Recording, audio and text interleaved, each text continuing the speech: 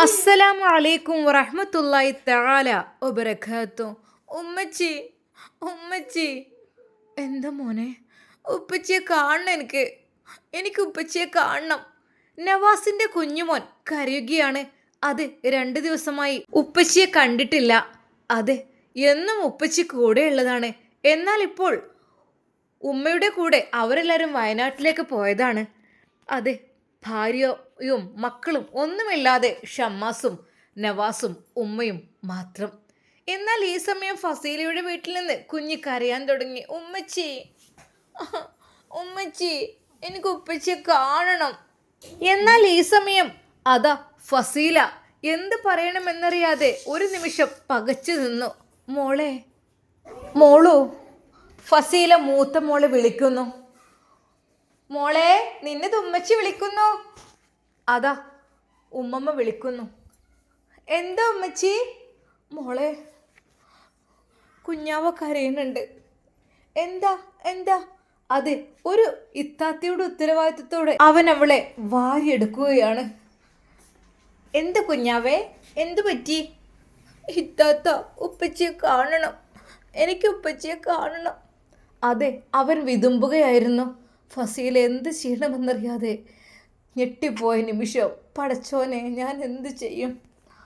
ഇത്താത്ത, ഇത്താത്ത, ഉപ്പച്ചിയെ കാണണം, എനിക്ക് ഉപ്പച്ചിയെ കാണണം ഇത്താത്ത. അവൻ വിതുമ്പി കരയുകയാണ്. പടച്ചോനെ, എന്താ കാട്ട് മോളെ? എന്തിനാ മോൻ കരയണേ? ഉമ്മ, ഓലുപ്പച്ചിയെ കാണുന്നത് കരയാണ്. പടച്ചോനെ, എൻ്റെ നവാസ് ഓൻ എവിടെ ആവും? അല്ല, ഓലും ഉമ്മയൊക്കെ എങ്ങോട്ട് പോവുകയാണെന്നൊക്കെ പറഞ്ഞ് കേട്ടിരുന്നു എന്ന് ഇപ്പം മോൻ പറഞ്ഞല്ലോ, കുഞ്ഞു പറഞ്ഞല്ലോ. ആ, ഷോപ്പിൽ 2 ദിവസത്തിന് ലീവ് എടുത്തൊക്കെ പോയതാണ് എന്നൊക്കെ പറഞ്ഞല്ലോ. എവിടെയാണാവല്ലേ?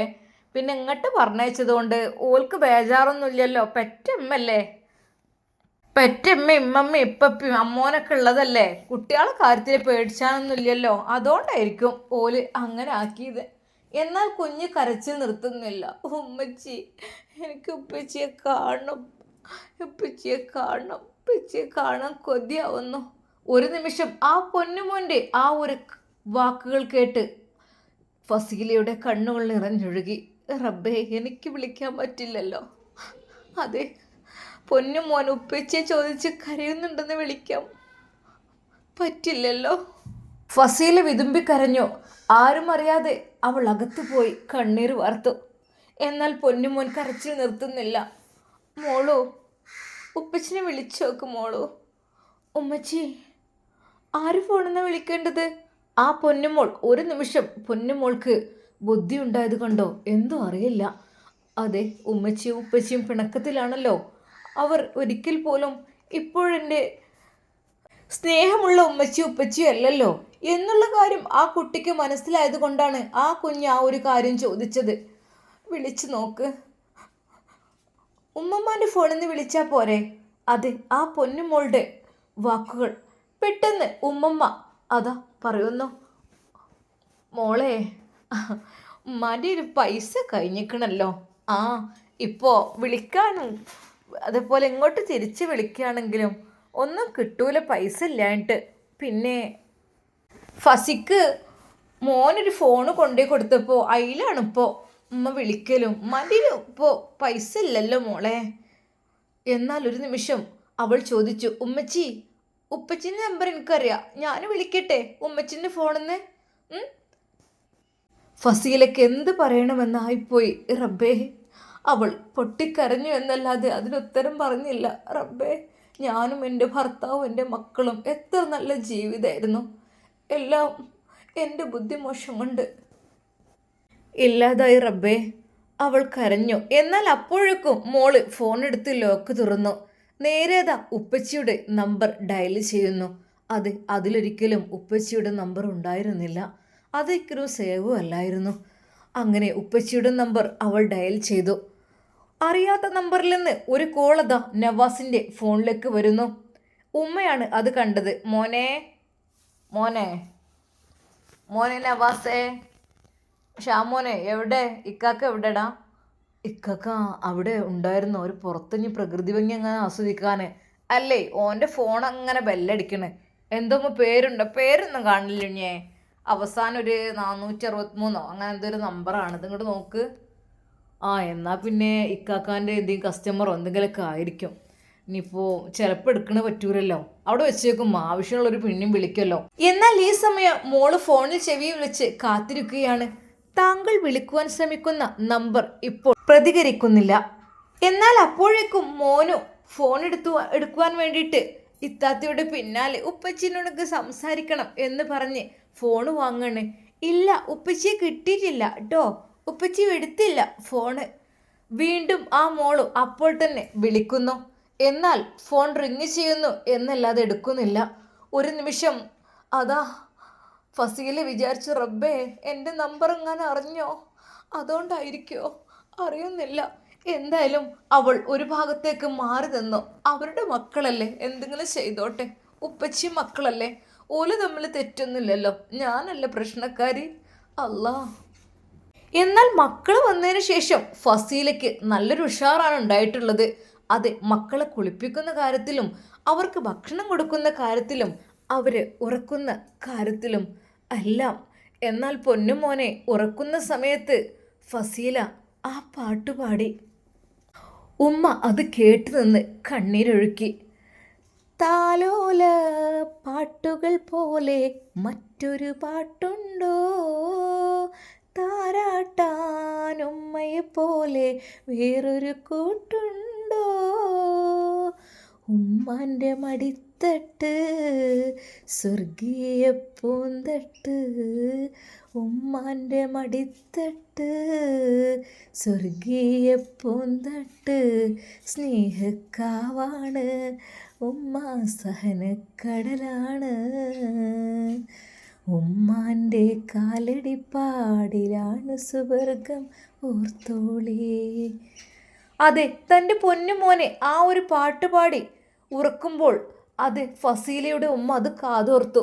ഒരു നിമിഷം അവർ വിചാരിച്ചു, എൻ്റെ പൊന്നുമോളെ, നിനക്ക് ഈ ഒരു ബുദ്ധി അന്നില്ലായിരുന്നല്ലോ, അങ്ങനെയാണെങ്കിൽ എൻ്റെ മോളുടെ ജീവിതം നഷ്ടപ്പെടില്ലായിരുന്നല്ലോ റബ്ബേ. എന്നാൽ അതാ അവളുടെ തോളിൽ കിടന്നുകൊണ്ട് ആ പൊന്നുമോൻ ഉറങ്ങിക്കഴിഞ്ഞിരുന്നു.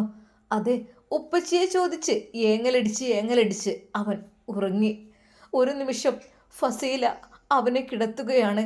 അത് ആ ബെഡിലേക്ക് കിടത്തുമ്പോൾ അവൻ്റെ ഉപ്പച്ചിയുടെ മുഖം എടുത്തു വെച്ച പോലെ, അതെ, ആ മുഖത്ത് ഒരുപാട് ചുംബനങ്ങൾ അർപ്പിച്ചുകൊണ്ട് അവൾ കുഞ്ഞിനെ പുതച്ച് കിടത്തി.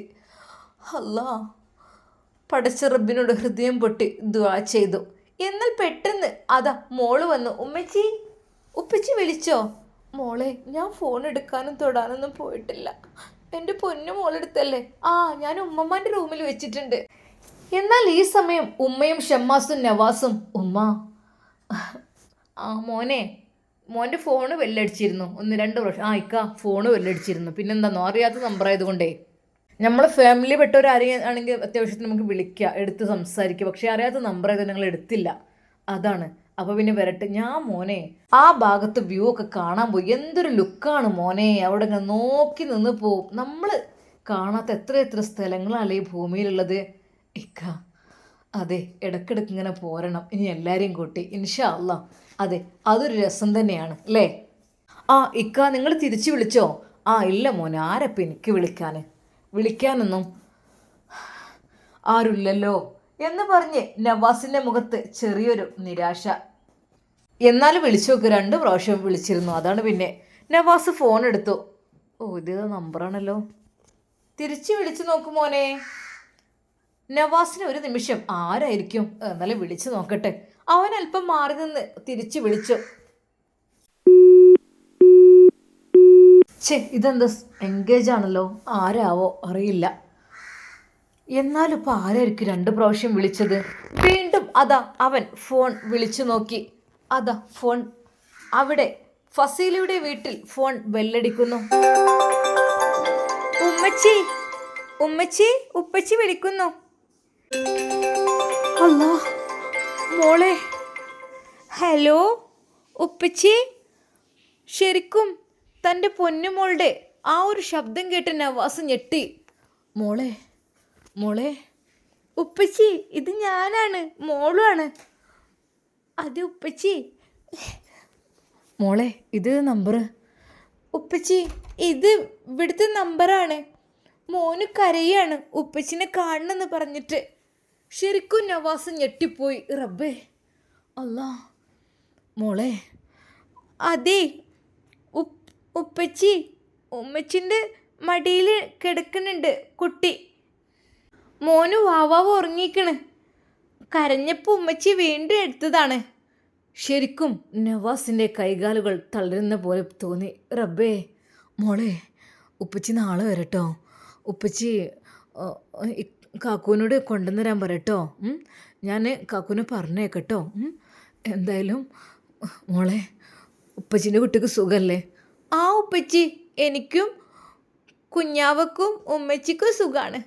ശരിക്കും നവാസ് എന്തോ ആയിപ്പോയി. റബ്ബേ ആ മോളെ ഞാൻ വിളിക്കട്ടോ. എന്നാൽ ഉപ്പച്ചി എപ്പോഴാണ് വരിക? ഉപ്പച്ചി വരാം മോളെ. ഉപ്പച്ചി ഇന്ന് വരുള്ളൂ. ഉപ്പച്ചി നാളെ കുട്ടിയെ കൊണ്ടുവരാൻ വരട്ടോ. ആയിക്കോട്ടെ. എനിക്ക് ഉപ്പച്ചിനെ കാണാൻ കൊതിയാവുന്നുണ്ട് മോളെ. അത് ഉപ്പച്ചി നാളെ വരാട്ടോ. ആ ഉപ്പച്ചി അസ്സലാമലൈക്കും. വലൈക്കും അസ്സലാം വറഹ്മത്തുള്ളാഹി. ഒരു നിമിഷം നവാസ് എന്ത് ചെയ്യണമെന്നായിപ്പോയി. അതെ, അവൻ്റെ കൈകാലുകൾ തളരുന്ന പോലെ മനസ്സ് എന്തൊക്കെയോ ആയിപ്പോയി. കണ്ണുകൾ നിറഞ്ഞ് ഒഴുകി. റബ്ബേ മോനെ എടാ. അപ്പോഴേക്കും ഐഷുമ്മ വിളിച്ചു.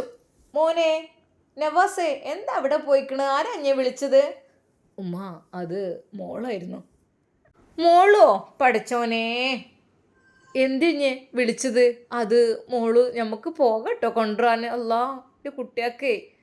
ഉമ്മ മോന് നല്ല കരച്ചിലാണെന്ന്. മോന് ഉപ്പച്ചിയെ കാണുന്നെന്ന് കരയണമെന്ന്. അത് പറയുമ്പോൾ നവാസ് വിതുമ്പുന്നുണ്ടായിരുന്നു. അല്ലാ മോനെ ഇന്നിപ്പോൾ ഇവിടുന്ന്. ഉമ്മ ഇനിയിപ്പോൾ ഇന്ന് പോയാലും എന്തായാലും നാളല്ലേ. മോനെ ഒന്ന് വിളിച്ചു നോക്ക്. കുഞ്ഞുന് ഷോപ്പിലേക്ക് ഒന്ന് വിളിച്ചു നോക്ക്. മോനെ കുട്ടികളുടെ അടുത്ത് പോകാൻ പൊയ്ക്കോട്ടെ. എന്നാലേ ഓനെ കാണുമ്പോഴെങ്കിലും കുറച്ച് സമാധാനം ഉണ്ടാവുമല്ലോ. എന്നാൽ നവാസിൻ്റെ മനസ്സ് വല്ലാതെ അങ്ങ് വേദനിച്ചിരുന്നു.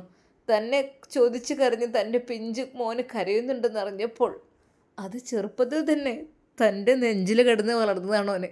അതെ, മുലകുടി പോലും ശരിക്ക് കിട്ടിയിട്ടില്ല. എൻ്റെ നെഞ്ചിൽ കിടന്ന് വളർന്ന കുഞ്ഞാണ്. എന്നാൽ അവരുടെ ഇഷ്ടം പോലെ അവരുടെ ഉമ്മയോടൊപ്പം ജീവിച്ചോട്ടെ എന്ന് വിചാരിച്ച് 2 ദിവസത്തിന് വിട്ടുകൊടുത്തതാണ്. അങ്ങനെ ചോദിച്ചപ്പോൾ റബ്ബേ മനസ്സ് വല്ലാതെ വേദനിക്കുന്നു. മോനെ നവാസേ ഉമ്മാൻ്റെ കുട്ടി വിഷമിക്കല്ലേ. എന്തൊക്കെ തന്നെയാലും പെറ്റ തള്ളൊപ്പുണ്ടല്ലോ, പേടിക്കേണ്ട ഒരു ആവശ്യമില്ല. ഇപ്പോൾ പഴയ പോലെ നല്ല മോനെ, നല്ല പെണ്ണയക്കണ്. അതെ, ഒരുപാട് നല്ല പെണ്ണയക്കണ്. ഒരിക്കൽ പോലും ഓളാ കുട്ടികളെ വേദനിപ്പിക്കൂല. ഉമ്മാൻ്റെ കുട്ടി കരയണ്ട, പെറ്റ തള്ളല്ലേ, പേടിക്കേണ്ട ഒരു ആവശ്യമില്ല. എന്തായാലും ഏതൊരു ഉപ്പ എങ്ങനെ ആറ്റുനോറ്റ് നോക്കിയാലും ഉമ്മാർ നോക്കണവിടക്ക് എത്തൂല മോനെ. കുട്ടികൾ ഉപ്പാർ നോക്കിയാൽ ഉമ്മ. നവാസിൻ്റെ കണ്ണും മുഖവും ആകപ്പാടെ ചോന്നത് കണ്ട ഷമ്മാസ് എന്തൊക്കെയാ ഇങ്ങനെ? അത് കുട്ടികൾ ഉമ്മാൻ്റെ അടുത്തല്ലേ, പേടിക്കണ്ടല്ലോ. ഉമ്മണ്ട്, ഉമ്മമ്മ മാമനുണ്ട്, എല്ലാവരും ഉണ്ടല്ലോ. അല്ല ഷാമോനെ, മോന് എന്നെ ചോദിച്ച് കരയാന്ന് പറഞ്ഞപ്പോഴേ എൻ്റെ മനസ്സ് വേദനിച്ച് പോയടാ. ഒന്നുമല്ല, എനിക്ക് എൻ്റെ പൊന്നു മക്കൾ ഇതുവരെ ഞാനല്ല നോക്കിയത്. അപ്പോൾ പിന്നെ പെട്ടെന്ന് എന്താ ഇത്, നാളെ തന്നെ പോയി കൊണ്ടുവരാം കേട്ടോ, വിഷമിക്കണ്ട. എന്നാൽ ഒരു നിമിഷം വിചാരിച്ചു പോയി, അത് ഫസീലത്തെ ഒഴിവാക്കിയിട്ടില്ലായിരുന്നെങ്കിൽ എന്നൊരു നിമിഷം വിചാരിച്ചു പോയി. റബ്ബേ, ആ മക്കൾക്ക് ഉമ്മയും ഉപ്പയും അവരല്ലേ. അവരൊരുമിച്ച് ജീവിക്കുമ്പോഴല്ലേ അവരുടെ ജീവിതം സ്വർഗമാവുകയുള്ളൂ. ഇപ്പോൾ പ്രത്യേകിച്ച് സൗദിയുടെ സ്വഭാവം മാറിയിട്ടാണ് വല്ലാത്തൊരു വിഷമം. അതെ, ആ ഒരു വിഷമം. അല്ലെങ്കിൽ നല്ല റാഹത്തായിരുന്നു. മക്കളെ പൊന്നുപോലെ അവൾ നോക്കിയിരുന്നു. പക്ഷെ എന്ത് ചെയ്യാൻ, ഷമ്മാസിന് വല്ലാത്ത സങ്കടമായി പോയതിൽ. ഇത്തിയുടെ സ്വഭാവം ഇത്ര പെട്ടെന്ന് മാറുമെന്ന് വിചാരിച്ചില്ല. അത് നവാസ്കയോട് ജീവിതത്തെക്കുറിച്ച് ഓർത്തപ്പോൾ ഒരുപാട് സങ്കടമായിരുന്നു. എന്നാൽ സൗദ കടന്നു വന്നതോടുകൂടി ഇക്കയുടെ ജീവിതം സമാധാനത്തിലായി. ആ മക്കളെ കുളിപ്പിച്ചും ഭക്ഷണം കൊടുത്തും നോക്കിയും ഉറക്കിയും ഒക്കെ കാണുമ്പോൾ അല്ലാഹ് പടച്ച റബ്ബിനെ ഒരുപാട് സ്തുതിച്ചിരുന്നു. പക്ഷേ ഇപ്പോൾ ഇത്തയിൽ വന്ന മാറ്റം അറിയുന്നില്ല, ഇത്രക്ക് മാറിപ്പോയോ എനിക്ക് അറിയുന്നില്ല. അല്ലാ, ആ മക്കളെ ഒരു കരങ്ങളിൽ, സുരക്ഷിതമായ കരങ്ങളിൽ ഏൽപ്പിക്കണമല്ലോ. നവാസ്കാക്ക് എപ്പോഴും മക്കളെ നോക്കി നിൽക്കാൻ പറ്റില്ല. ഇക്ക ഒരാണാണ്, ഇക്കയുടെ ബിസിനസ് കാര്യങ്ങൾ എല്ലാം നോക്കി നടത്തണം. പക്ഷേ ഇപ്പോൾ തോന്നുന്നു ആ ഒരു ഉമ്മ, അത് ഫസീല, അവരെ പ്രസവിച്ച ഉമ്മ തന്നെയാണ് അവർക്ക് ഏറ്റവും നല്ലതെന്ന്. അവർ നോക്കാതിരിക്കില്ല. ഒരു കാലത്ത് ഇബ്ലീസിൻ്റെ ഷെറിൽ പെട്ട് ഓരോന്ന് എന്തൊക്കെ കാട്ടിക്കൂട്ടിയെന്ന് വിചാരിച്ചിട്ട് എപ്പോഴും അങ്ങനെ ആണെന്നില്ലല്ലോ റബ്ബേ. അവർക്ക് സ്നേഹം കൊടുക്കല്ല. എന്നാൽ അതാ ഒരു നിമിഷം ഷമ്മാസ് അങ്ങനെയൊക്കെ വിചാരിച്ചപ്പോൾ നേരെ നവാസ്കയുടെ അരികിലേക്ക് ചെന്നു. നവാസ്ക, എന്താ ഷമ്മോനെ? നവാസ്ക വിഷമിക്കണ്ട കേട്ടോ. ഇല്ല മോനെ, എന്താ നമ്മൾ ജീവിതത്തിൽ അള്ളാഹു നമുക്കൊരോന്ന് കരുതിയിട്ടുണ്ടാവും, അതൊക്കെ വരണ്ടേ മോനെ. എന്നാലും സൗദയെക്കുറിച്ച് ഇനി പറയണ്ട. അതെ, ഞാനവളോട് പറഞ്ഞാണ്, സൗദ നീ ഇവിടെ നിന്ന് ഇറങ്ങുകയാണെങ്കിൽ കുഴപ്പമില്ല, പക്ഷേ പിന്നെ നവാസിനെ കാക്കണ്ട കേട്ടോന്ന്. എൻ്റെ പൊന്നു ഷമ്മാസേ, ഞാൻ ഇനി ഒരിക്കലും ഓല പിന്നാലെ പോകണ്ടെന്ന് പറഞ്ഞ് പിടിച്ചു വെക്കണില്ല. പോണോലൊക്കെ പോട്ടെ, എനിക്കിപ്പോൾ എന്താ, എൻ്റെ മക്കൾ വലുതായല്ലോ, കുഴപ്പമില്ല. അതെ, ഇതുവരെ നോക്കി, ഇനി നോക്കാൻ പണിയൊന്നുമില്ലല്ലോ. എൻ്റെ ഇക്ക ശരിയാണ്, പക്ഷേ എൻ്റെ ഇക്ക ഒരാണാണ്.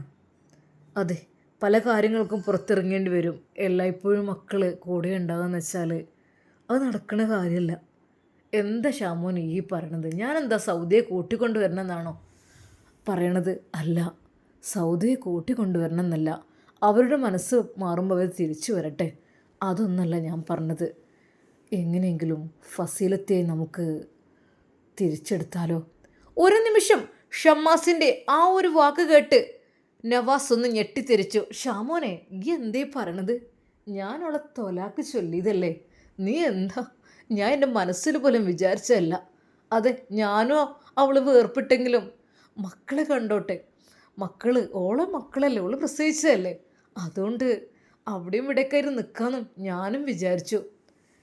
എന്നാലും എൻ്റെ ഇക്ക, ഓളെ ജീവിതം എന്ന് വെച്ചാൽ കുറച്ച് പരിതാപകരമാണ്.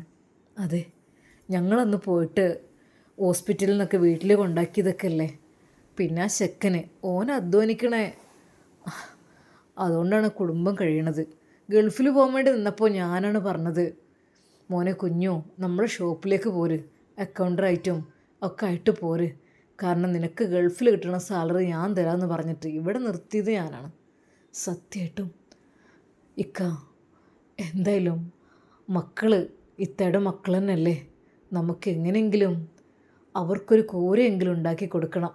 അതെ, എന്നാൽ ഫസീലത്തിയും മക്കളും അവിടെ കഴിഞ്ഞോളും.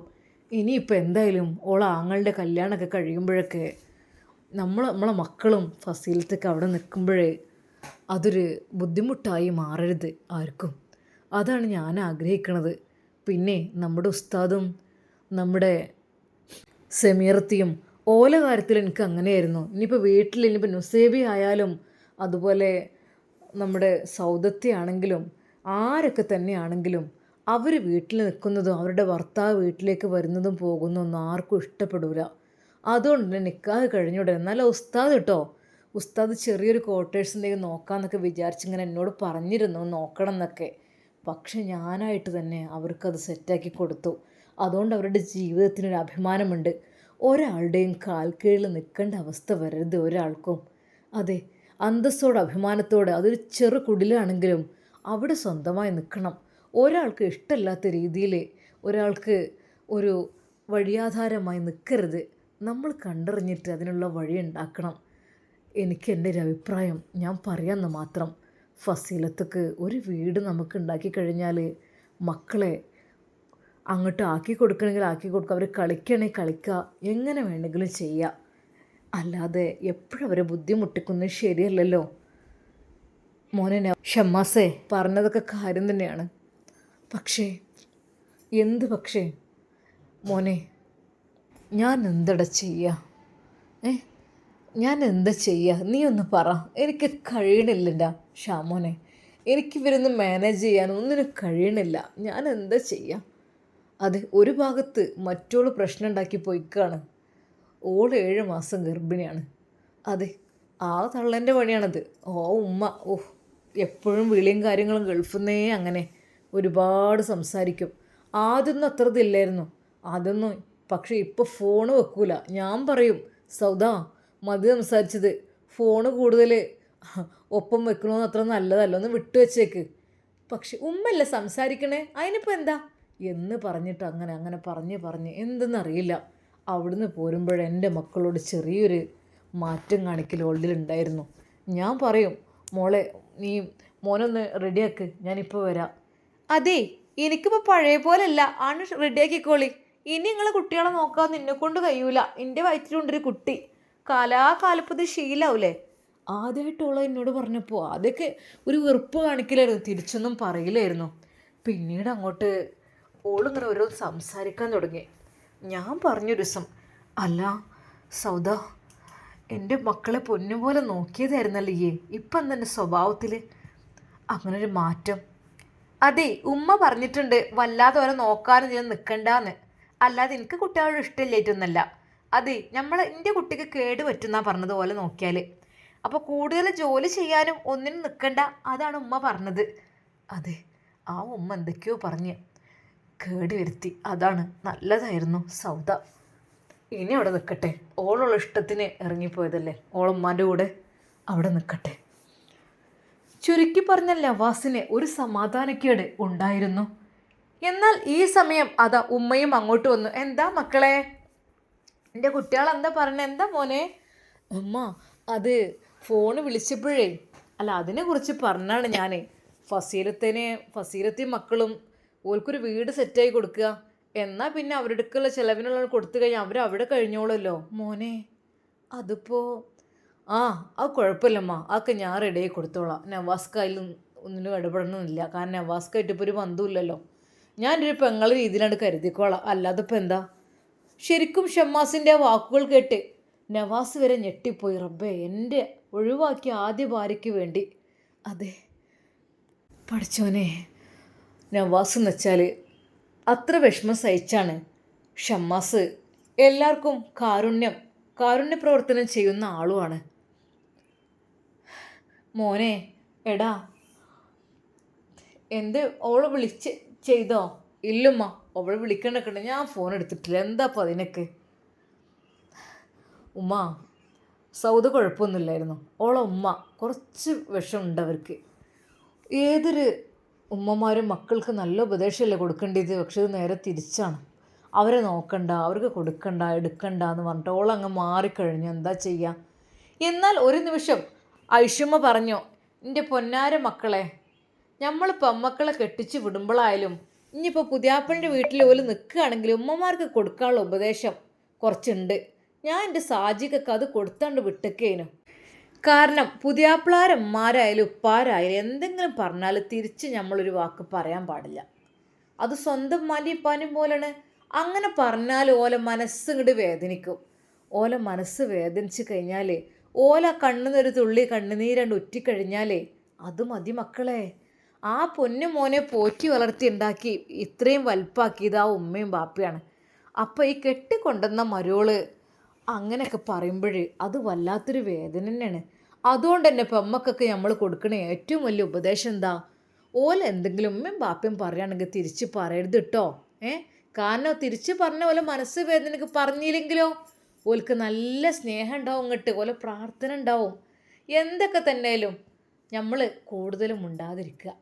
അതെ, ക്ഷമിക്കണിടത്തോളം ക്ഷമിക്കുക. അല്ലാതെ പെരക്കാരെ വർത്താനം കേട്ടിട്ട് വെറുപ്പിക്കാനല്ല നമ്മൾ പറയേണ്ടത്. ഓലോട് സ്നേഹത്തിൽ ഇനിയിപ്പോൾ എന്തൊക്കെ തന്നെ പറഞ്ഞാലും, എന്നോടൊക്കെ നിങ്ങളെ ബാപ്പ പറഞ്ഞിൻ്റെ എന്തിരുന്നോ, എൻ്റെ അമ്മായിമ്മയും തന്നെ കുറച്ചൊരു ചൂടത്തിയായിരുന്നു, അതായത് നിങ്ങളെ വല്യമ്മ. ഞാൻ കുറ്റം പറയല്ലട്ടോ പഠിച്ചോനെ, പുറത്ത് കൊടുക്കട്ടെ റബ്ബേ. അല്ലാ, മണ്ണിനടിയിലാണ് റഹ്മാനെ, പുറത്ത് കൊടുക്കണേ. പോയപ്പോൾ വല്ലാത്തൊരു വേദനയായിരുന്നു.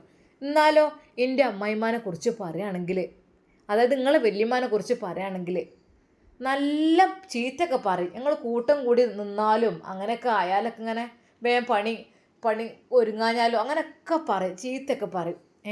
എന്നാലും നിങ്ങളെ ബാപ്പ എന്നോടൊരു കാര്യം പറഞ്ഞിനോ. എന്താ പറഞ്ഞതെന്നോ? എൻ്റെ ആയുഷ്യോ ഞങ്ങളെ ഉമ്മ എന്ത് പറയുകയാണെങ്കിലും അതിനെപ്പറ്റി ഒരു പരാതിയെ പറയരുത് കേട്ടോ. കാരണം ഞങ്ങളൊക്കെ പെറ്റി പോറ്റി വളർത്തി ഇത്രയും വലുപ്പാക്കിയത് ഞങ്ങളെ ഉമ്മയാണ്. ഉമ്മാർ പറയും സ്വാഭാവികമായിട്ടും സ്നേഹമുള്ളവരോടല്ലേ പറയുള്ളൂ, പുറമക്കാരോട് പറയല്ലോ. സ്വന്തം ആൾക്കാരോടേ പറയുള്ളൂ, പുറമക്കാരോട് പറയില്ല. പറയാൻ പറ്റുന്നവരോടേ പറയുള്ളൂ. അതുകൊണ്ട് നിങ്ങളോട് പറഞ്ഞാൽ നിങ്ങളമ്മ പറയാമെന്ന് വിചാരിച്ചാൽ മതി. അല്ലാതെ ഒരു വാക്കും നിങ്ങളെ തൊള്ളിന്ന് വികരുത് കേട്ടോ. ഓൽക്കെതിരെ ഒന്നും പ്രവർത്തിക്കരുത് കേട്ടോ എന്നായിരുന്നു നിങ്ങളെ ബാപ്പ എന്നോട് പറഞ്ഞ് ഉപദേശിച്ച് തന്നീൻ്റെത്. എന്നാലേ മരിച്ചോളം തന്നെ ഞങ്ങളെ തൊള്ളിന്നൊരു വാക്കും ആരടുത്തൊന്നും വീണിട്ടില്ല. നല്ല മട്ടത്തിന് അതെ ഞങ്ങൾ നോക്കുകയും ചെയ്തു. അത് നല്ല മട്ടത്തിന് മരിച്ചും പോയി. റബ്ബേ, ചില സമയത്ത് ചീത്തൊക്കെ പറച്ചിൽ കേട്ടാൽ നമ്മൾ നെട്ടിത്തെറിച്ചും. അങ്ങനെയും അതങ്ങനെ ചില ഒരു പെണ്ണുങ്ങളെ സ്വഭാവം അങ്ങനെയൊക്കെ ഉണ്ടാവും. എന്നാലും ഞങ്ങൾ മരുക്കൾ ഒന്നും മുണ്ടിയിട്ടില്ലാന്ന്. അതുകൊണ്ട് തന്നെ ഞങ്ങളോട് നല്ല കൃപയും സ്നേഹേനോ. അതാ അങ്ങനെയാണ് വേണ്ടിയത്. അല്ലാതെ നമ്മളിപ്പോൾ പെരക്കാരിങ്ങനെ മക്കൾക്ക് തെറ്റല്ല പറഞ്ഞു കൊടുക്കേണ്ടത്. എന്നാലും സൗദൻ്റെ അമ്മ അങ്ങനെയൊക്കെ പറഞ്ഞു കൊടുക്കുമോ എനിക്ക് തോന്നിയില്ല എൻ്റെ പഠിച്ചോനെ. അല്ലാ, ഏതായാലും പഠിച്ചോൻ കാക്കട്ടെ. ഐഷുമ്മക്ക് മനസ്സിൽ വല്ലാത്ത വേദന ഉണ്ട്. കാരണം മറ്റൊന്നുമല്ല, സൗദൻ്റെ വയറ്റിൽ 7 മാസം പ്രായമുള്ള കുഞ്ഞുണ്ട്. മോനെ നവാസേ, ഉമ്മാൻ്റെ കുട്ടിന്നാലൊന്ന് വിളിച്ചാളിട്ടാ. സൗദനൊന്ന് വിളിച്ചാണ്ടിട്ടാ. കാരണം നമ്മളെ കുട്ടിയോളെ പള്ളിയിലില്ലേ. അതിനൊരു കേടുപാടും പറ്റരുത് റബ്ബേ. എന്തൊക്കെ തന്നെയാലും മാണ്ടിയില്ല, ഉമ്മാൻ്റെ കുട്ടി ഒന്ന് പൊയ്ക്കോളി, വിളിച്ചും ചെയ്തോളി, കൂട്ടിക്കൊടുന്നോളി. നമുക്കൊരു ദേഷ്യത്തിൽ നിൽക്കേണ്ട ആവശ്യമില്ലല്ലോ. അത്ര ദേഷ്യവും വാശിയും പാടില്ലല്ലോ. നമ്മളൊക്കെ മുഅ്മിനീങ്ങളല്ലേ. അതെ, മുസ്ലിങ്ങൾക്ക് വാശിയും ദേഷ്യമൊന്നും പാടില്ല. അതൊക്കെ നമ്മളങ്ങോട്ട് കാട്ടിയാലും നമ്മളങ്ങോട്ട് എത്രയും പ്രവാചകന്മാരൊക്കെ നമ്മളെ മുത്ത് ഹബീബ് സല്ലല്ലാഹു അലൈഹി വസല്ലമനെ ആരൊക്കെ തന്നെ ഇങ്ങോട്ട് കാട്ടിയാലും അതെ ഹബീബ് തങ്ങൾ പുഞ്ചിരിച്ചിട്ടേ ഉള്ളൂ, അല്ലാതെ തിരിച്ചൊന്നും കാട്ടിയിട്ടില്ല. അതെ, ഒരിക്കലും പറഞ്ഞല്ലോ അള്ളാഹുവിൻ്റെ റസൂലേ, ഓലൊക്കെ നശിപ്പിക്കാൻ വേണ്ടിയിട്ട് നിങ്ങൾക്കൊന്ന് ദുആ ചെയ്തൂടെ. അപ്പോഴും നമ്മുടെ മുത്ത് ഹബീബ് പുഞ്ചിരിച്ചു കൊണ്ട് എന്താ പറഞ്ഞത് സല്ലല്ലാഹു അലൈഹി വസല്ലം? എന്താ പറഞ്ഞത്? അല്ലയോ സ്വഹാബത്തെ, അവർ അറിവില്ലാത്തവരാണ്, അള്ളാഹു അവർക്ക് പുറത്ത് കൊടുക്കട്ടെ എന്നാണ് പറഞ്ഞത്. അതാണ് നമ്മൾ മാതൃക ആക്കേണ്ടത്. നമ്മൾ അങ്ങോട്ട് കാട്ടുകയാണെങ്കിൽ നമ്മൾ അങ്ങോട്ട് കാട്ടരുത്. നമ്മൾ ക്ഷമിക്കണം. നമ്മൾ ക്ഷമിക്കണം.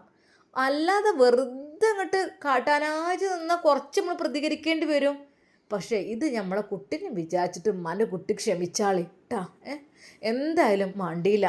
ഏതായാലും നമ്മൾ ഷാമോ പറഞ്ഞ പോലെ ഫസീലാക്കൊരു പെരൻ്റെ കാര്യം അതുകൊണ്ട് ശരിയാക്കി കൊടുക്കാം.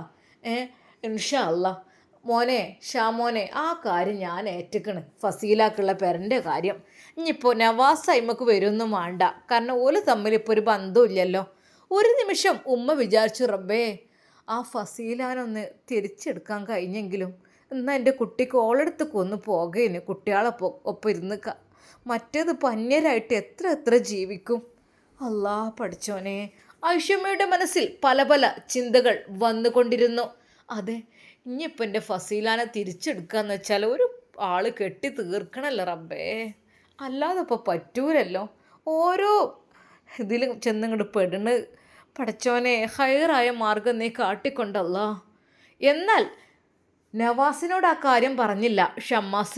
ഷമ്മാസിനോട് ഉമ്മ പറഞ്ഞു, പൊന്നു മോനെ, ഫസീലാണ് തിരിച്ചെടുക്കുകയാണെങ്കിൽ ആ കുട്ടികളുടെ കാര്യത്തിന് സമാധാനമായിരുന്നു. എന്നാൽ പിന്നെ ഓന് എപ്പോഴും പോയിട്ടില്ലെങ്കിൽ എപ്പോഴെങ്കിലൊക്കെ ഒന്ന് ഓളെടുത്ത് പോയി വരും ചെയ്യാം. ആ കുട്ടികൾ അനാഥമാവൂല്ലേ. ഇതിപ്പോൾ ഉമ്മ ഒരറ്റത്ത് ഇപ്പോൾ ഒരറ്റത്ത്. അങ്ങനെ ആവുമ്പോൾ കുട്ടികളാണ് ഇതിൻ്റെ ഇടയിൽ കിടന്ന് അടുങ്ങാറാണ്. ഉമ്മാൻ്റെ കുട്ടീൻ്റെ അഭിപ്രായം എന്താ? ഉമ്മ, സത്യമായിട്ടും ഞാനും എൻ്റെ മനസ്സിൽ ആഗ്രഹിച്ചത് തന്നെയാണ് അത് ശരിക്കും അവരെ ഒന്ന് തിരിച്ചെടുക്കാൻ കഴിഞ്ഞെന്നെങ്കിലെന്ന് ഞാൻ വിചാരിച്ചു പോയതാണ്. മക്കളെ വിചാരിച്ചിട്ട്. പൊന്നുമോള് വളർന്നു വരികയാണ്, പൊന്നുമോനും. ഏതൊരു മക്കൾക്കും ആവശ്യം അത് ഉമ്മയുടെ സ്നേഹം തന്നെ ആയിരിക്കും. സത്യമായിട്ടും റബ്ബേ, ഫസീലത്തെ തിരിച്ചെടുക്കാൻ കഴിഞ്ഞെങ്കിൽ ആ മക്കൾ രക്ഷപ്പെടുമായിരുന്നു. ഷമ്മാസിൻ്റെ മനസ്സിലെ ആഗ്രഹം അതായിരുന്നു. അങ്ങനെ അവർ ടൂറ് കഴിഞ്ഞ് എല്ലാവരും നാട്ടിലേക്ക് പോരാൻ വേണ്ടി നിൽക്കുകയാണ്. എന്നാൽ ഈ സമയം ഉസ്താദിനോടും സമീറിയോടും അതാ ഷമ്മാസ് പറയുന്നു, ഉസ്താദേ റാഹത്തല്ലേ? ഷാമോനെ അൽഹംദുലില്ലാ റാഹത്താണ്. എന്താ നമുക്ക് ഇന്ന് പോകണോ നാളെ പോകണോ? ഷാമോനെ എന്തായാലും വണ്ടി ഒക്കെ നമ്മൾ സെപ്പറേറ്റ് അല്ലേ. എന്നാ ഉസ്താദ്, ഞാൻ ഒരു കാര്യം പറയാം. 2 ദിവസം കൂടി ഇവിടെ അടിപൊളി സ്ഥലങ്ങളുണ്ട്, അവിടെയൊക്കെ ഒന്ന് കണ്ടിട്ട് പോരി. തിരക്കൊന്നുമില്ലല്ലോ. എന്നാൽ ഞങ്ങളങ്ങോട്ട് ആണോ? അങ്ങനെയാണോ? ആയിക്കോട്ടെ ഇൻഷാ അല്ലാ. ഉസ്താദിന് പ്രശ്നമൊന്നുമില്ല. പ്രശ്നമൊന്നുമില്ല. എന്തപ്പോൾ ആയിക്കോട്ടെ, ഇത്ത കൂടെ ഉണ്ടല്ലോ അല്ലേ? എന്നാൽ ശരി. അങ്ങനെ അതാ അവർ വീണ്ടും പല സ്ഥലങ്ങൾ കാണുവാൻ വേണ്ടി പോകുന്നു. ഷമ്മാസും നവാസും ഉമ്മയും നാട്ടിലേക്ക് തിരിക്കുന്നു. അതെ, ചില തീരുമാനങ്ങളെല്ലാം എടുക്കുവാനുണ്ട് പുത്തൻ വീട് തറവാട്ടുകാർക്ക്. അതെന്തെല്ലാമായിരിക്കും? എൻ്റെ പ്രിയപ്പെട്ട കൂട്ടുകാർ അഭിപ്രായങ്ങൾ രേഖപ്പെടുത്തുക. ഫസീലയെ തിരിച്ചെടുക്കണോ, അതോ അവളെ തിരിച്ചെടുക്കാതെ അവൾക്ക് മറ്റൊരു വീട് മാത്രം നൽകണോ? എന്തായിരിക്കും ഐഷുമ്മ വിചാരിക്കുന്നത്? ഇൻഷാ അല്ലാ ഇതിൻ്റെ ബാക്കി ഭാഗം നാളെ കാണാം. എൻ്റെ പ്രിയപ്പെട്ട കൂട്ടുകാരെ കമൻറ്റ് ചെയ്യണേ. ഇൻഷാ അല്ലാ. എല്ലാവർക്കും റാഹത്തല്ലേ? സുഖമെന്ന് വിശ്വസിക്കുന്നു. എല്ലാവർക്കും വേണ്ടി പ്രാർത്ഥിക്കുന്നു. എല്ലാവരും എനിക്ക് വേണ്ടിയും പ്രാർത്ഥിക്കുക. നിങ്ങൾക്കും കുടുംബത്തിനൊക്കെ അല്ലാഹു സുബ്ഹാനഹു വ തആല ദീർഘായുസ്സും ആഫിയത്തും പ്രദാനം ചെയ്ത് അനുഗ്രഹിക്കട്ടെ. ആമീൻ യാ റബ്ബൽ ആലമീൻ. ഒരുപാട് ആളുകൾ ബുദ്ധിമുട്ടൊക്കെ പറഞ്ഞിങ്ങനെ മെസ്സേജ് അയച്ചിരുന്നു കേട്ടോ. എന്തൊക്കെയോ ഒരുപാട് പ്രശ്നങ്ങളാണ്, പ്രയാസങ്ങളാണ് ജീവിതത്തിൽ, ബുദ്ധിമുട്ട് എന്നൊക്കെ പറഞ്ഞ് അല്ലാഹു സുബ്ഹാനഹു വ തആല എല്ലാവരുടെയും പ്രയാസങ്ങളും പ്രശ്നങ്ങളും തീർത്തു കൊടുക്കട്ടെ. നമ്മളിങ്ങനെ ഇവിടുന്ന് ദുആ പറയുമ്പോൾ ആമീൻ ആരെങ്കിലൊക്കെ പറഞ്ഞ് ആരുടെങ്കിലൊക്കെ നല്ല നാവ് കൊണ്ടുള്ള ദുആ പഠിച്ച റബ്ബ് ആമീൻ സ്വീകരിക്കാതിരിക്കുമല്ലോ. ഏകദേശം 50,000-ഓളം ആളുകൾ ഈ ഒരു വീഡിയോ കാണുന്നുണ്ടല്ലോ അല്ലേ? നമ്മുടെ എല്ലാ പ്രയാസങ്ങളും വിഷമങ്ങളും അല്ലാഹു തീർത്ത് തരട്ടെ എന്ന് പ്രാർത്ഥിച്ചുകൊണ്ട് നിർത്തുന്നു. ഇൻഷാ അല്ലാഹ്. അസ്സലാമു അലൈക്കും വറഹ്മത്തുള്ളാഹി തആല വബറകാതുഹു.